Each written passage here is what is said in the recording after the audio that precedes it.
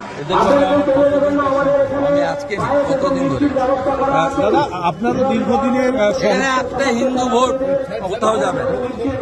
এমনকি প্রচুর মুসলিম লোকের ভোটও পাবো। মাসুদকে জেল খাটিয়েছে বিজেপি করে, শিক্ষিত যারা তাদেরকে করে, এসব করে কিছু হবে না। কত কত এবারে একবারে মানুষ সব করবে, শুধু নন্দীগ্রাম নয়, গোটা রাজ্য থেকে এই হিন্দু বিরোধী সরকারকে, এই নারী বিরোধী সরকারকে তুলে ফেলবে, ভারত বিরোধী সরকারকে। দাদা আপনার দীর্ঘদিনের রাজনীতির সহযোগী মুকুল রায় তিনি আজকে প্রয়াত হয়েছে। আমি সকালেই রাত্রেই জেনেছি। আমাকে মুকুলদার যে প্রাক্তন সহায়ক ছিল স্বপন আমাকে রাত্রে আড়াইটায় জানায়। তারপরে আমি সকাল থেকে খোঁজ খবর রেখেছিলাম, আমি সোশ্যাল মিডিয়াতেও দিয়ে শ্রদ্ধা জানিয়েছি। বিধানসভায় দেহ আসলে আমাদের বিজেপি এমএলএরা সেখানে মাল্যদান করবেন এবং আমি ঘণ্টাখানিক আগে হাপুনের সঙ্গেও টেলিফোনে কথা বলেছি।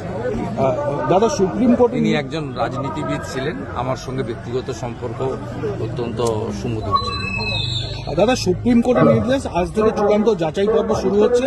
এসআইআর এর ময়দানে জুডিশিয়াল অফিসাররা, হাইকোর্টের প্রধান বিচারপতির নেতৃত্বে বৈঠক, মুখ্য সচিব, DGP, Kolkata CP roll observer. Supreme কোর্টের নির্দেশ যা বলেছে করুন, যারা ভারতীয় নয় তাদের নাম থাকবে না। সে হিন্দু হোক মুসলমান হোক, ভারতীয় যারা নয় তাদের নাম থাকবে না। আর যারা শরণার্থী হিসেবে হিন্দুরা বাংলাদেশ থেকে এসেছেন তারা সিএ এর আওতায় নাগরিকত্ব পাবেন এবং তাদের নাম ভোটার লিস্টে থাকবে। আর বাংলাদেশে মুসলমানদের নাম থাকবে না। এসআইআর তো একেবারে শেষ। বাংলাদেশ থেকে আসা প্রত্যেকটা হিন্দুর নাম ভোটার তালিকায় থাকবে, কারণ তারা শরণার্থী। আর বাংলাদেশ থেকে আসা প্রত্যেকটা মুসলমানের নাম বাদ যাবে, কারণ তারা ভারতীয় নয়। দাদা এসআইআর তো একেবারে ভারতীয় হিন্দু হন মুসলমান হোক, প্রত্যেকের নাম থাকুক আমরা চাই। এসআইআর তো একেবারে শেষ লগ্নে, কত নাম বাদ যাবে মনে হচ্ছে পশ্চিমবঙ্গ থেকে? আমি প্রথমে বলেছিলাম, শেষে বলবো, মাঝখানে বলবো। দাদা আরেকটা, দাদা কারো হাতে বাঁশ, কারো হাতে লাঠি, কারো হাতে হাতুড়ি, রাস্তায় ফেলে মারলো, ঝরল রক্ত। তৃণমূল আইএসএফ সংঘর্ষের রণক্ষেত্র মীনাক্ষী। তৃণমূল গুন্ডাদের পার্টি।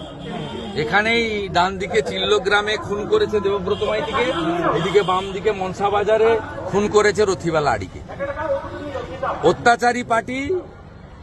এই দেখুন মীর আব্বাস এর নামে মার্ডার কেস করেছে, সব হাইকোর্ট থেকে বের হয়েছে। একে জেল খাটিয়েছে এই মাসুদ। মোটামুটি তৃণমূল করতে হবে, মুসলমান হলেও তৃণমূল করতে হবে। ওই জন্য আইএসএফ পেটানি খাচ্ছে। এই বর্বর আবর্জনা যদি পশ্চিমবঙ্গে থাকে, ওরা কোনো পার্টিকে রাখবে না। কিরকম কিনছে দেখছেন না, ডায়মন্ড হারবারে কিনছে, কেজি দরে কিনছে। এখানে একজন আমাদের পঞ্চায়েত মেম্বারকে কিনেছে, পয়সা দিয়ে কিনেছে, ওর মধুয়া স্বামী পয়সা দিয়ে কিনেছে। ওগুলো সেগুড়ে বালি, সেগুড়ে শুভেন্দু অধিকারী আছে। এপ্রিল মাসের পরে লাইন দিয়ে তৃণমূলের পঞ্চায়েতের বিডিও অফিসে আর ডিএম অফিসে গিয়ে রেজিগনেশন করতে হবে। 17 সালে ত্রিপুরার মতো। সরকার বিজেপি করছে, লিখে রাখুন। আর সরকার বিজেপি করার পরে এপ্রিল মাস তো আর 2 মাস, তারপরে দেখবেন পরিষ্কার। আমি আপনাকে বলছি, নন্দীগ্রাম 21 সালে যেটা বুঝেছিল আজকে গোটা বাংলা বুঝছে। গোটা বাংলার লোক বলছে নন্দীগ্রাম ঠিক। এরা তো মুখ্যমন্ত্রীকে ফেলে দিয়ে আমাকে গ্রহণ করেছে। এরা অনেক কিছু পায়নি, পাওয়ার আশাও করে না। শান্তিতে রাখার কাজটা অন্তত আমি করেছি। এই যে খেলা মেলা, নিজেরা চাঁদা তুলে সব মিলে একটা ধর্মীয় অনুষ্ঠান করছে, প্রসাদ খাচ্ছে, পায়েস খাচ্ছে, পুজো দিচ্ছে, প্রণাম করছে, মাথায় সিঁদুর, নাম হচ্ছে, সংকীর্তন হচ্ছে, ভজন হচ্ছে। এই যে আনন্দের মধ্যে আছে, এইটা হচ্ছে এখানকার বিধায়ক শুভেন্দু অধিকারী আছে। হ্যাঁ বলেছি, রাষ্ট্রবাদী যাবে